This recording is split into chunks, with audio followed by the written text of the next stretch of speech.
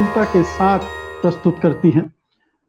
क्योंकि जी जो दूसरी घटनाएं आई हैं, मैं चाहता हूं उस पर भी आपकी नजर जाए। जैसे दिल्ली में जिस तरह से सरकार को गिराने या उसे बदनाम करने की कोशिशें हुई, या बिहार में जिस तरह से जिस दिन बहुमत परीक्षण होना था उसी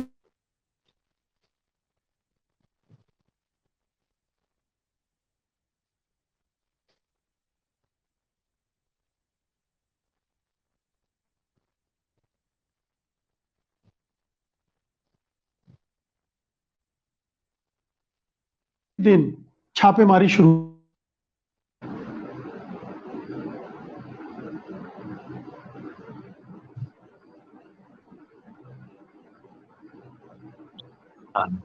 मुकेश जी इसे दोबारा कर लेंगे? जी मैं चाहता हूं कि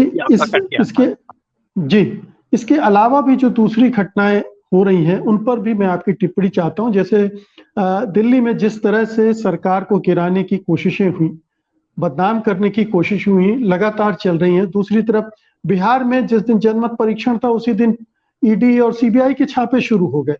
तो हम ये मानते हैं कि अब हैरान होने का समय नहीं रहा है, लेकिन ये निर्लज्जता इस रूप में हम देखेंगे, ये कभी आपने सोचा था? पराकाष्ठा है निर्लज्जता की, लेकिन दिक्कत यह है कि हम आज कहते हैं पराकाष्ठा है, कल मामला उससे भी ऊपर चला जाता है, तो फिर हमें सोचना पड़ता है नहीं, कल पराकाष्ठा नहीं थी, आज है। देखिए ईमानदारी से कहें, इसमें कोई संदेह नहीं कि नीतीश कुमार जी ने जो किया है वो राजनीतिक अवसरवाद है, और इसमें भी कोई संदेह नहीं होगा कि इनके मंत्रिमंडल में जो कुछ लोग हैं वो कहीं ना कहीं अपराधी पृष्ठभूमि से रहे होंगे। लेकिन भाई कल तक ये लोग जब आपके मंत्रिमंडल में थे, बीजेपी के साथ थे, तब ये देवता थे, आज ये अपराधी हो गए हैं। मैं तो समझता हूं कि बीजेपी इस देश की सबसे बड़ी वॉशिंग मशीन है। कितने भी दाग लेके जाइए, बीजेपी से जुड़ जाइए, चाहे महाराष्ट्र के सबसे भ्रष्ट से भ्रष्ट नेता हो, चाहे अपराधी हो, बीजेपी से जुड़ जाइए, अजय मिश्र टेनी हो, आप एकदम सही हैं। और कल को यदि आप बीजेपी से बाहर निकल गए या किसी दूसरे से गठबंधन हो गया, तब आप अपराधी हैं। और जिस तरह से सीबीआई के छापे पड़े बिहार में, वो तो एक ही संदेश देता है कि अच्छा बच्चों, तुम हमारे खिलाफ जाओगे, ये देखो हमारा सीबीआई तुम्हारे पीछे है। तो कोई दिक्कत यह है कि अगर कल को सीबीआई कोई सच बात भी बोलेगी, और मैं मान के चलता हूं कि सीबीआई बीच बीच में सच बात भी बोलती होगी, सच में भी कुछ अपराधियों को पकड़ा करती होगी, अब वो जो सचमुच के अपराधी वो भी अब निकल जाएंगे कहते हुए कि देखिए सीबीआई है, अब क्या है, सीबीआई को तो सारी दुनिया जानती है इसका क्या चरित्र है। यही मामला दिल्ली का है।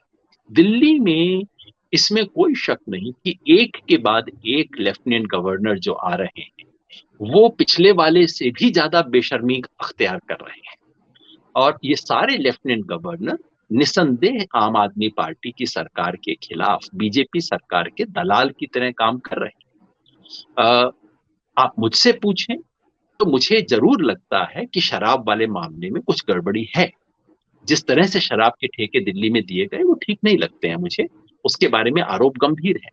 लेकिन जब उसके बारे में लेफ्टिनेंट गवर्नर बोलते हैं, जब उसके बारे में सीबीआई बोलती है, तब लगता है कि ना भाई, इनके बोले तो कुछ नहीं है।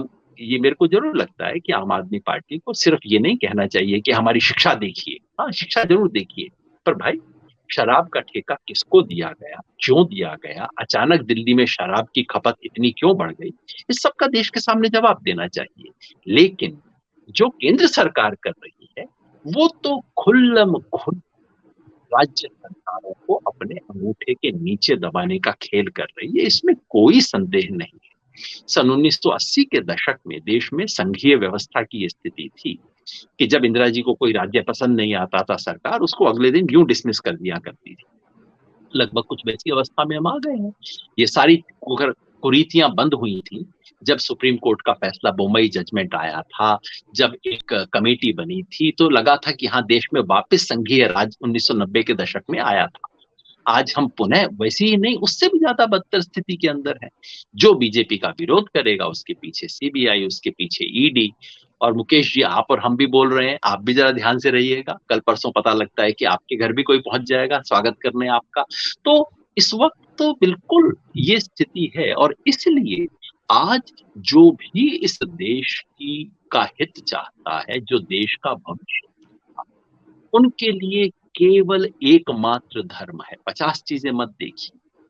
इस वक्त एकमात्र धर्म है किसी तरह से इस देश के संवैधानिक लोकतंत्र की रक्षा करना। वो रक्षा हो तो बाद में 50 और चीजों की रक्षा करने की जगह निकल आएगी, लेकिन आज उसे रोकना सबसे बड़ा धर्म है, सबसे बड़ा कर्तव्य है हर हिंदुस्तानी का।